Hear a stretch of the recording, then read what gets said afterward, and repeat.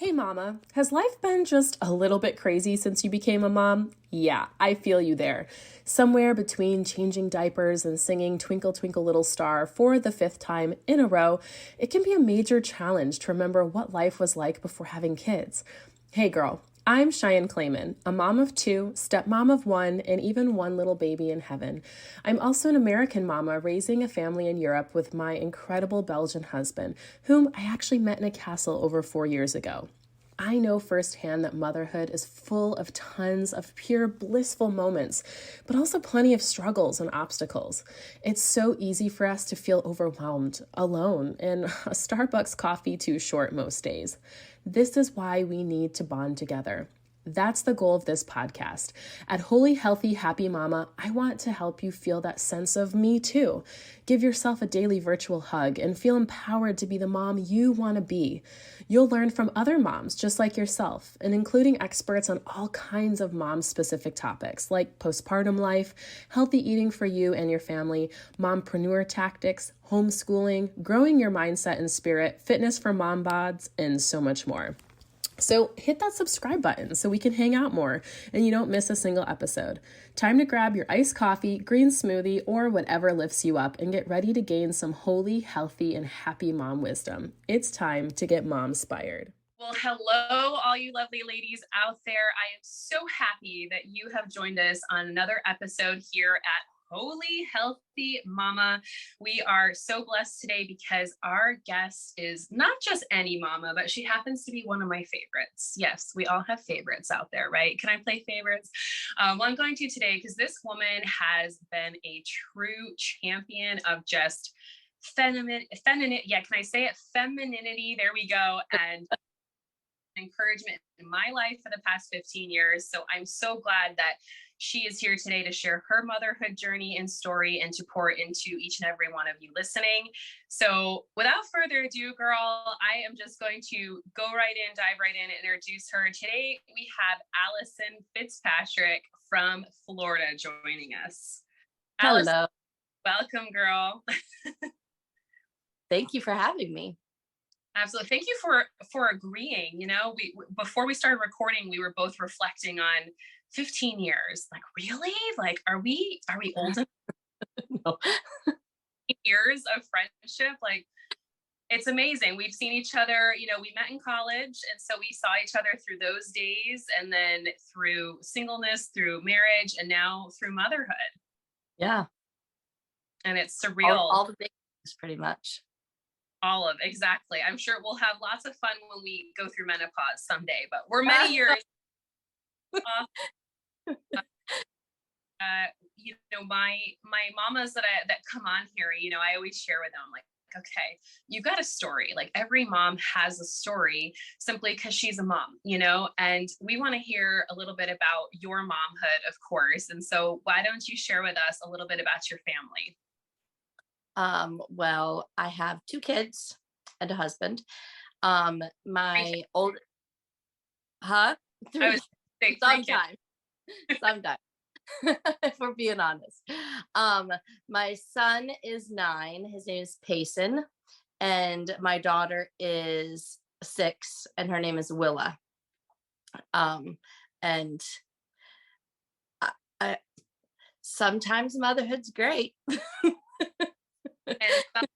And sometimes it's pretty hard. Right? And 9-year-old boys are very weird. They're very weird. Just get ready for. I can just, like, so many moms right now nodding their head or like spitting their coffee out because saying, yes, Allysen, we're so there. You know, I myself, even, I'm still in that stage of, like, my son is, you know, almost 3. He's 2.5, and he's still in that, like, totally cute phase, and everything he does is cute. And, you know, gosh, someday he is going to get to, like, being that quirky weird and, like, asking weird questions, I can imagine, or having maybe weird or talents even, or like things they like, I can imagine. All of the above.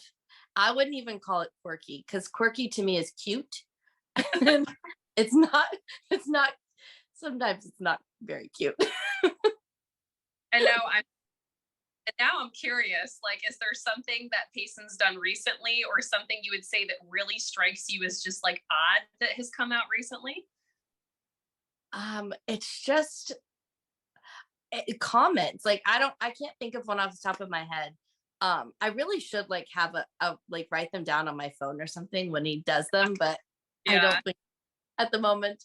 But and he's into weird things. Like he likes Pokemon, and that is just I don't even understand it. He tries, and no matter how much you try and like say, I don't understand any of it, he still just wants to talk about it. So you're just letting him talk about it. Uh-huh.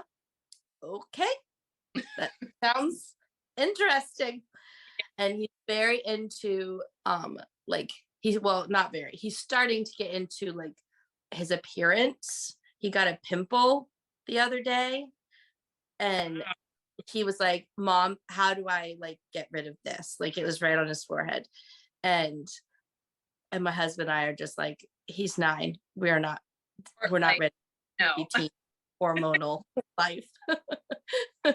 And he so yeah, he wants his hair to be a certain way. His hair used to be long, like Mason's, and then I think it was honestly during COVID, he decided he wanted it cut, and that was always the thing. If when he's asked for it cut, then we'll cut it, and he did, and now it's like so short, but he wants it spiked and like has a certain look he goes for every time, and I don't know, but I wish I had a comment that Yeah. of weird he has said, but I can't think of one in my head. They're just weird all around. Well, if it happens to come to you later, or reading out, or maybe maybe you'll be doing a bestseller book someday when you start writing them down. Because kids are so filtered. That's what I think. Yeah. I love about them, right? Is like they really do say the weirdest stuff or the strangest comments, but it's also I find it to be so beautiful because I'm like, yeah, you can tell they really don't care so much yet. Right. And yet like juxtaposition, how weird it must be for you to start to see Payson, like a 9-year-old starting to care about maybe he didn't before. Like that has to be whoa. Yeah, there's like Paul and I were just talking about this the other day, how it's so crazy, like the things he catches on to. So Paul's very into football, and so Payson, they've always gone to games together and stuff, and he liked going because he was with dad, and it's starting to be where like he's trying to understand it, and like he'll ask different questions about it and I'm just kind of like, how does a 9-year-old even understand that? Like I don't even understand it. Right. So like when you see that like light bulb click, or like somebody says a sarcastic comment and he actually understood it, it's like, wow, you actually are like a little bigger human. You're not just a baby. Yeah. Oh, totally. It's amazing because especially as a mom, I think every mom knows who's listening is like, it's so different than when you say had cousins or nieces and nephews or kids you nannied or something that you would see their progress and milestones, but more spread out, right? It was all of a sudden 8 or all of a sudden you're 10, but it's like as a parent, you've been there probably 99% of all their days. So it's like you've seen them grow and have these milestones. So I think these things are just more significant and and you have the memories of wiping his butt, right? You have the memory like him throwing food, and maybe he still does, but no, like across the table. So it's like amazing to see, these little personalities, these little humans come out, I feel. And now we talked a little bit about your 9-year-olds, but now I'm curious. You said you have a 6-year-old and she's a girl, so you have a daughter. So I'm curious, like, especially because she's the younger one, like, do you see her growing and maturing like at the same kind of rate, or is it just a total game changer having a girl as opposed to a boy? It's totally she's always been like completely opposite of him. He was like, when he was younger, he was very outgoing, would talk to anybody. Now he's a little bit more reserved. When she was younger, you would look at her, a stranger would look at her and she'd literally turn her head away. Like, if I can't see you, you can't see me, kind of thing. And now she's a little bit more of a social butterfly, and she's quick-witted and sassy. And she has her own style as well. But she has a little bit more of a tender heart than he does. And I don't know if that's necessarily a girl or a boy thing, or if that's just like her love languages are different than his love languages. So I think maybe that's part of it. But in parenting, we have to parent Willa differently than Payson, just because of their personalities are so different. And the things she's only 6, and the things that she knows and does at 6 is different than him. And it could be because like she had the older brother that like already knew these things and would talk to her, and like she saw things differently than he did because there wasn't anybody older. But it's well, and it's crazy because I see now, your kids being 3 years apart, and you never been a mom before until you had these 2 young ones. And I'm curious, like in the beginning, you just said something I feel that some people could find controversial, like that you parent your kids differently based on their personality. I know that there's some people that really believe like one household, one set of parenting rules. And I'm curious, like, did you feel that pressure, like especially when Willa was born and Payson was the only one you ever had? Like, did you feel pressure to parent them the same in the beginning? I don't know. And we probably did in the beginning. I mean, we probably tried. Now that I'm thinking about like Willa as a baby was different than Payson as a baby even. But I don't really think that I did. I have the personality, like I don't really feel pressure from other moms to like do things a certain way. I just do what I do. And Tell us your secret. No. Why? And obviously it's probably just a part of who you are, but like if someone could ask you, like, how do you feel less pressure, or how do you let those things slip aside? Because everyone's got those, what do they call them, the Karens or whatever, the people who gotta say everything. So I just, I feel like that is such a nugget of wisdom. Like, since you don't feel a lot of pressure, what would you say is like your secret, or what do you do to not feel that pressure from other moms? I don't know if it's a secret. I mean, I parent based on how I feel God wants me to parent. Like, and I'm not going to say like I never feel pressure. Like, there are times. Willa is a very picky eater, and growing up it was my kid's going to eat whatever I put on the table. But you become a parent, and especially the second child, it's just kind of like, just let them eat something. And and sometimes that, like, I can feel pressure from other people. Oh, their kids eat all of kinds of things. Oh, I just feed them, and if they eat, they eat, and if not, oh well. But I don't know. I don't know. I just parent based on how I grew up, like how my mom and dad taught us, is to just, you're parenting these kids that God gave you to parent and grow to love God and love people and be a stand-up adult. And so that's kind of what I do. And I don't know, that's a secret really, but Yeah. Well, sometimes it's funny. Sometimes what we consider to be normal is like a secret, like an epiphany almost for some others. Like, just hearing you say that, what I hear is that you just choose, maybe in those moments when you feel pressure, when you get comments, it's like, I love what your parents said. It sounds like too, is like reminding you that God gave you these children to like yeah, steward, not the other people. right. And I feel like I've also had to, because I became a mom right in the beginning of Corona and in a different country, as you know. So I remember coming to you, or this is kind of why this podcast started, because I feel like I only had access to people through social, which can be a blessing, but also not, because as we Yeah. know, as we can be a really negative place.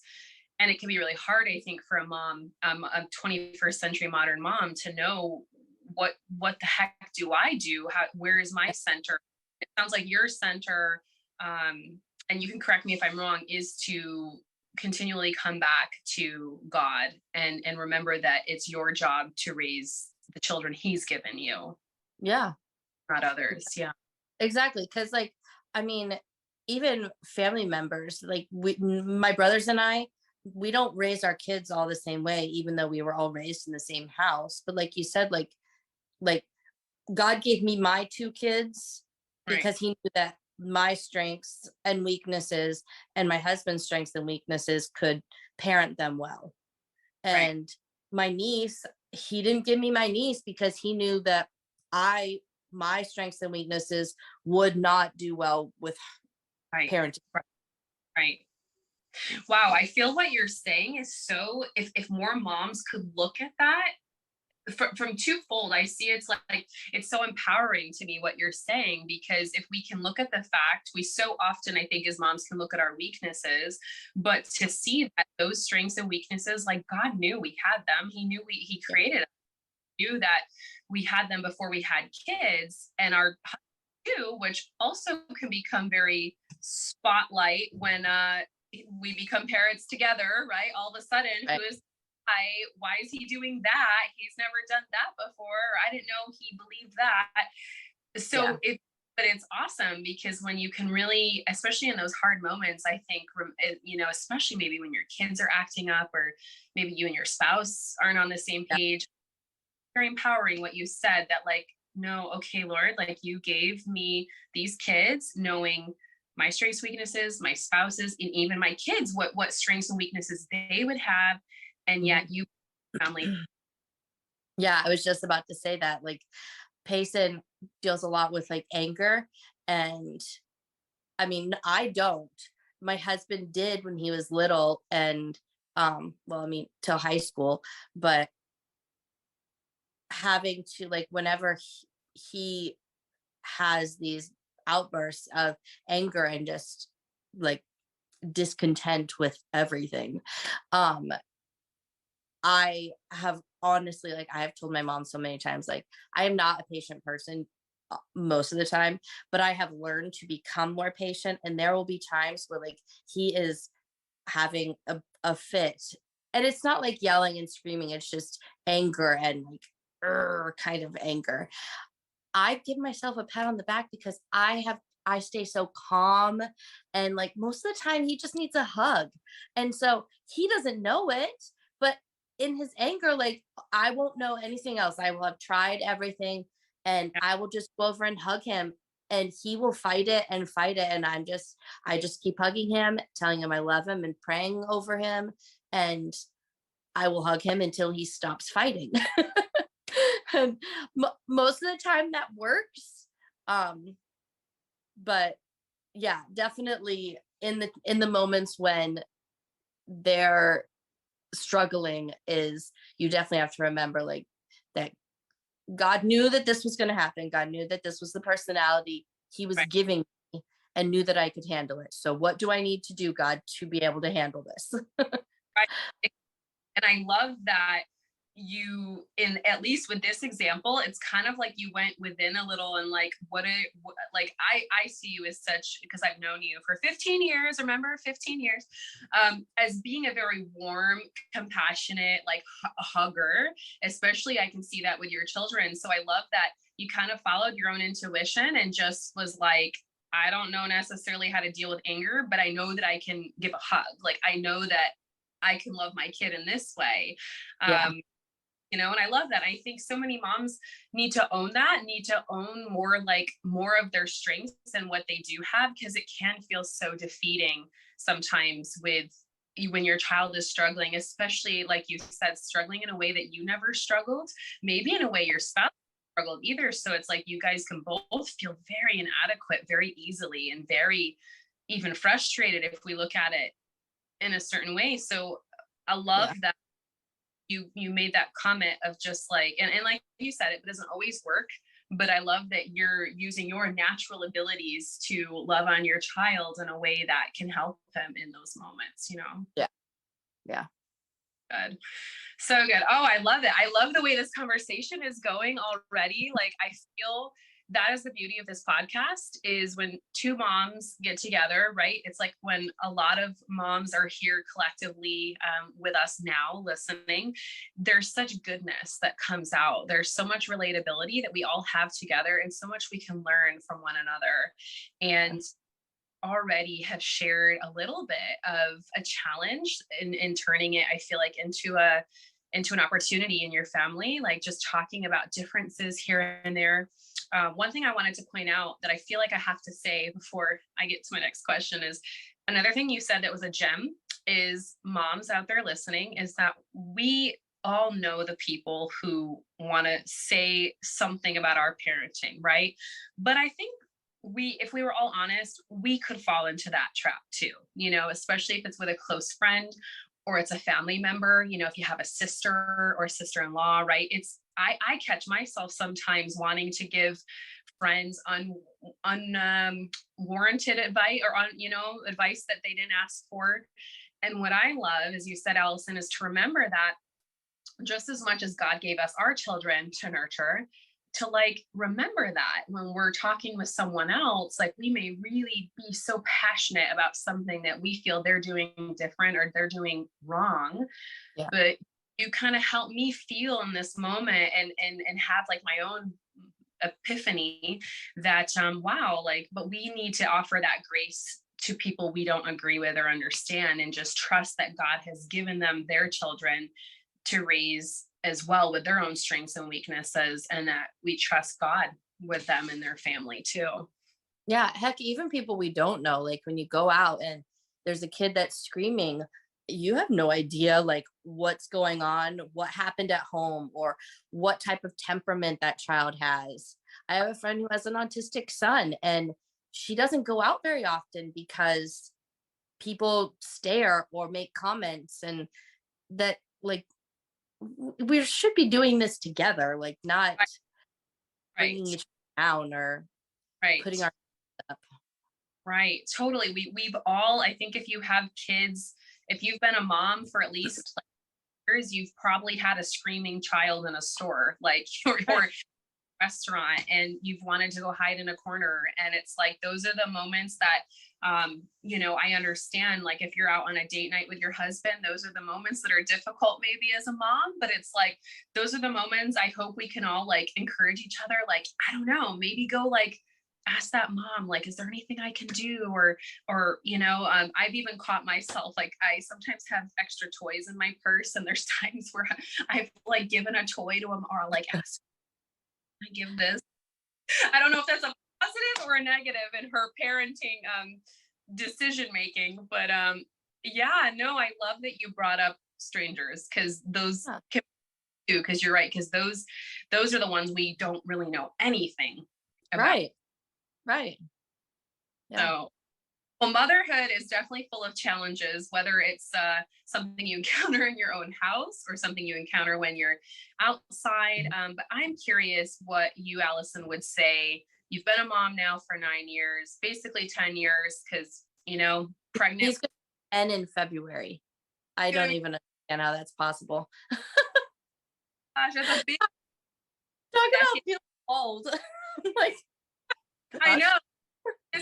So, man, I was like all like, I'm going to encourage you and you're going to feel good. And so, by the way, we've been friends for almost 2 decades, and I've been a mom for almost 10 years. Means that you've survived, girl. Like you've gone through some things that, like, someone like me being a mom only for 3 years, there's some roads you've traveled I haven't. So I'm curious if you could just share with me and other moms listening today, what would you say has been one of your most difficult challenges that you have faced as a mom thus far?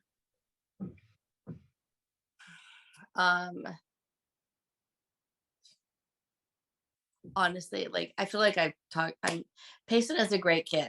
Don't get me wrong. But his anger is probably the hardest thing that I've had to deal with, because my husband's family has a lot of anger, and I have seen through them where it can lead. And it scares me that that's where it could lead if Payson doesn't, if I don't know, if we don't figure out how to handle his anger. And he's just at an age where little sisters annoy him. They look at him and he's annoyed. I mean, she looks at him and he's annoyed. So it could also just be that. But this season, probably the last year and a half, has been the hardest because of that. And I start seeing like the difficulty coming from her, because she is very strong-willed and bossy. And she gets that from me. I mean, she gets it from me. I know that. But parenting a little me, like, why? Why, God? But yeah, that's probably been the hardest. Yeah. It was kind of hard, like when Payson was 3 when Willa was born. And I didn't have the best pregnancy with Willa, so like I really didn't have like the like googly over my baby moment like I did with Payson. But so I guess looking back, that would have been a difficult time at that point. Right. Did you struggle postpartum as well with her, or just the pregnancy? I mean, I hate putting that kind of label on it, because like I would not have needed any kind of medication or doctor or anything like that. But because I did not enjoy being pregnant with her, like I didn't feel like I had the same connection with her that I did with Payson. So had you asked me this 2 years ago, that probably would have been the difficult time. The most difficult was that. Yeah. And now I'm curious, because you felt that way, and I think so many moms feel that way, whether when they've had 2 or 3 or 4 different pregnancies. I think every pregnancy is different, and you've definitely discovered that. Do you find now, knowing that was your challenge, and now you're one of your biggest, and now you're kind of facing this, do you ever feel like they overlap a little, or do you feel like you're concerned with how, like, say your son's anger is affecting your daughter? Like, do you feel pressure to, or like, pulled between the two of them trying to navigate that situation? Oh yeah, because there's many times like Payson will get in trouble for what he says or how he says something or his actions or whatever, and Willa will come along and she will try it, and you just saw him get in trouble for the same thing. Why are you going for this? Or like we're constantly telling Payson, like, God made you an older sibling because he knew that you could handle responsibility. And the responsibility is your younger sibling looks to you for how to act, how to talk, how to treat other people. And if you're going to go down this road of not doing those things in a godly way, you're going to take her right along with you, because she's looking up to you. He hates when we say that, but Of course. I mean, we say it to him frequently so that he does not forget. And like, I was an older sibling and I have 2 younger brothers. And so I have that to, like, as an example for him. Yeah. Whether he hears it, I don't know. But like, I have been here. Yeah. Exactly. Isn't that funny how it's like sometimes the things maybe we hated as kids, it's like when we're a parent, we realize, oh no, that is important, or that's why my yeah. And I'm curious, do you have similar conversations with Willa, because she's not the older sibling, but are you able to communicate to her about like how do you communicate with her about her brother's actions? Oh goodness. I don't know. I guess, well, we wouldn't have the same conversation. It would just be more, I guess it would just be more of, this isn't how you treat people, rather than, she doesn't have someone necessarily looking up to her, but Right. when we go to church, like, people are watching. So maybe that's how we, in a roundabout way, Yeah. we tell them that, like, there's always people watching, like, even when we're out in public, like, the way that you act represents Christ. So if you are pushing and hitting or talking back, like, are you representing Jesus when you're out? Like, are other people seeing, wow, that kid knows Jesus, or that kid really knows how to behave, or, like, are you representing something else that we don't want? And so I would say that's more when those kinds of conversations have to happen with her. It's more of that, of, you do have people watching even though you are not an older sibling. And even if nobody's watching, you still, like, God sees everything that you do, so you still, whether it's a thought or an action or a word, you still have to account for the things that you do and say. Right, right. And that's yeah, I was curious because I understand like the correlation with pace and your son and your daughter, and you know, reminding him he has a younger sibling. But then when you are the younger sibling, you're right, I think a lot of moms do maybe struggle there, like, well, how can we help them with their behavior? Yeah. Which I love what you said. My husband himself is an older sibling, and he had a younger brother that has one. And he has so many stories to this day about, oh, well, I got blamed for everything. And my brother was a big crybaby, and everything he did was my fault. And so we've had many conversations too, especially now, as you know, and a lot of my listeners know, so I have a bonus daughter who's 14, but now we have a 2.5-year-old, and we're pregnant. So it's like now, you know, the 14-year-old and the 3-year-old don't have much in common. They're so apart, right? But now we know, oh shoot, okay, now our two littles are going to be 3 years apart, and they're going to be a lot more competitive and a lot more being raised together in the same house. And so I love how you navigated that with Willa, because I can imagine that's not easy. And it's something that you said she's 6. So are these conversations that you've had with the both of your kids, like reflecting Jesus and aiming to be more like him? Like, how young would you say you started those conversations with your kiddos? Oh, I mean, I can't imagine. I can't think of a time where we have not had those conversations with them. Hmm. Like, even at their youngest, they would try and touch something, and it was a lesson. But yeah, I mean, everything has always been brought back to how you treat people, or like, heck, when they were newborns, I would rock them and sing Jesus Loves You over and over and over and over again.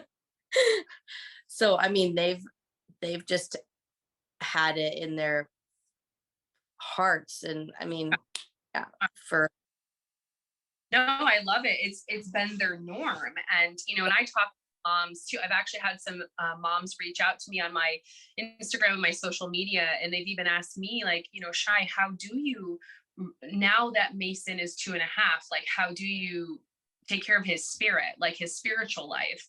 And I do think it's a big task, especially when you're a Christian parent and you want to steer your kids. And I know I've asked you many questions, and but I love that you today, I feel, have given moms almost like the permission, if they need it, to start as young as they want. Even, gosh, like I prayed over my yeah, when Mason was in there, and I'm trying to do that as often as possible with the second. I know I totally yeah. get with a little bit of maybe what you went through when you have a little one and you're pregnant. But I love that it's it can feel overwhelming, I think. But what you said here today, just a song, even when they're that little, can be nurturing to their soul.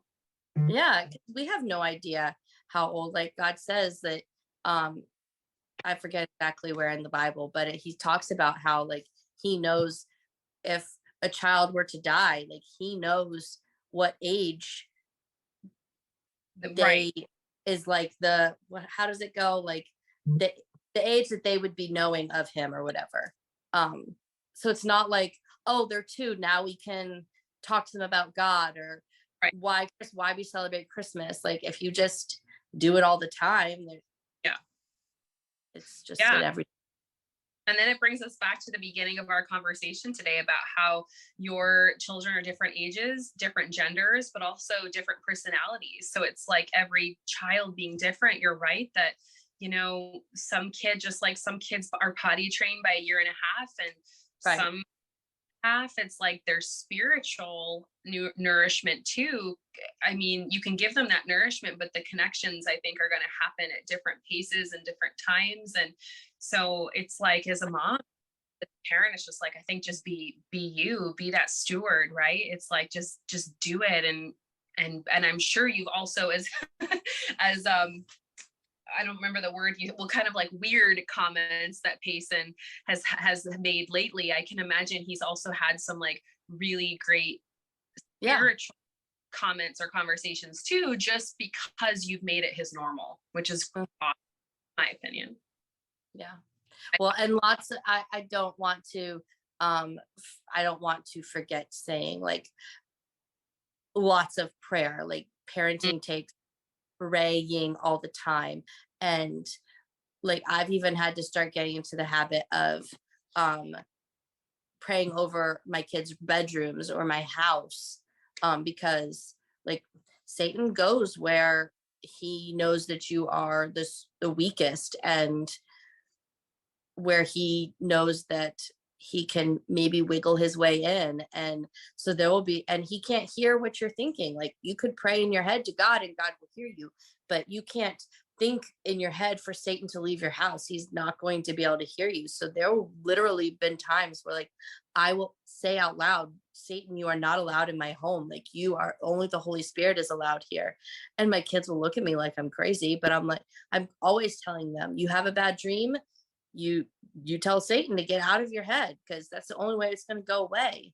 So it's the only way he's going to leave your house is if you just out loud tell him to. Amen. Oh my gosh, that's like a whole episode we need to do. Is the tongue and the speech, though, right? Yeah. It really is. I mean, he trembles when you say God's name, so make him tremble and say it. Exactly. And not just like, and not in the derogatory sense or the, oh my God, like use your authority,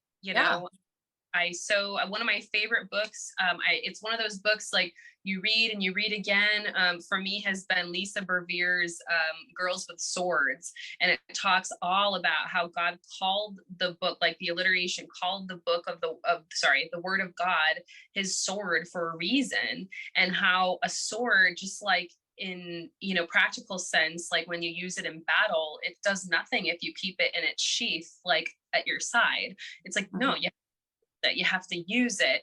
And that's what you're reminding me and all the mamas today as we wrap up, that it's like your words are so powerful. The words you speak over your children, the words, the truth that you speak over them, whether they're present or not. I love it. You can go into and speak the truth, but also the words you speak over yourself, as well as a mom, is equally as important and powerful too.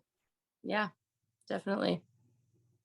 Well, Allysen, as we wrap up today, because I feel like we could just go on talking forever, and there's so much goodness. There's been such great wisdom that's poured out of you tonight. I wanted to know if you would just let my listeners know, like, when it comes to these challenges and when you think about your motherhood, like, do you have any resources that you would recommend for people to look into? Well, besides the Bible, I have been reading and this has only been like in the last 6 months I found this book. It's called, I don't know, it's probably backwards. It's called Raising Emotionally Strong Boys: Tools Your Son Can Build on for Life. And it's Christian based. It's a therapist that specializes in the behaviors of boys and things like that wrote it. It is like so good. It's one of those books where like you read like 3 pages and it's like, okay, I gotta digest what I just read, put into practice, talk to Payson about.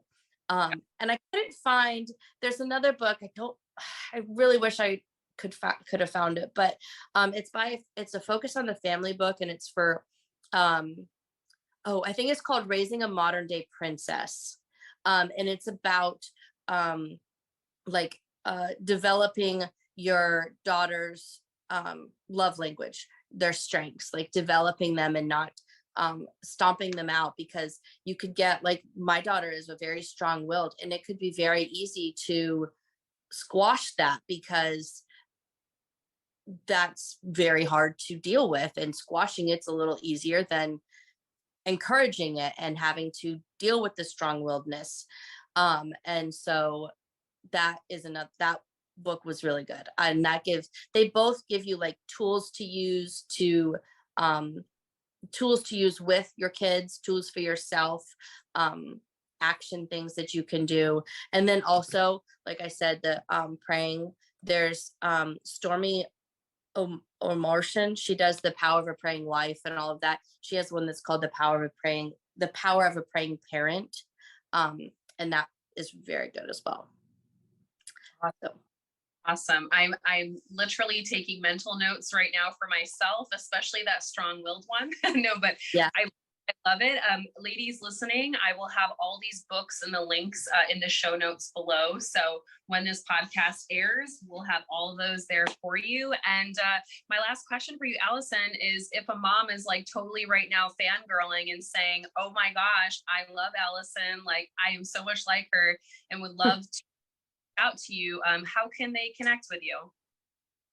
Well, I'm currently taking a social media break, but my Instagram is whole heart living, and it's whole like _heart_living. Yeah. Awesome. That's pretty much it. I don't do much social media. No, I will have that also in the show notes below. And if anyone's like super desperate, I'm sure I can reach out to Allysen and maybe get your email. I do have Facebook Messenger, but that's like, it's like, I'll have my people connect with your people and we'll figure it out. But Allysen, I just thank you so much for being on the Holy Healthy Mama podcast. And thank you for sharing your story here today. Thank you so much, Cheyanne. You're welcome. I love you, girl. I love you. With all the overwhelming and hard choices a new mom has to make, where you get you and your baby's top-notch nutrition shouldn't be one of them. Ever since I first began my fertility journey, I've trusted one place with all of my women's wellness needs. A company and brand that truly goes above and beyond with their cleaning and natural products. I mean, they even pray over their supplements. Yep, I'm talking about Pink Stork, a woman-owned, American-based women's wellness company that has products for every area of a woman's needs. Everything from fertility, pregnancy, prenatal, postnatal, nursing, menopause, to even a brand new line of men's fertility products and vitamin drops for babies. See why it's my one-stop shop, mama? I can shop in peace and good vibes when I have Pink Stork in my shopping cart. And so can you. Go check out my own link below or visit holyhealthyhappymama.com/pinkstork to check out my personal favorites list and grab yourself 15% off with code CheyanneC15. You won't be disappointed.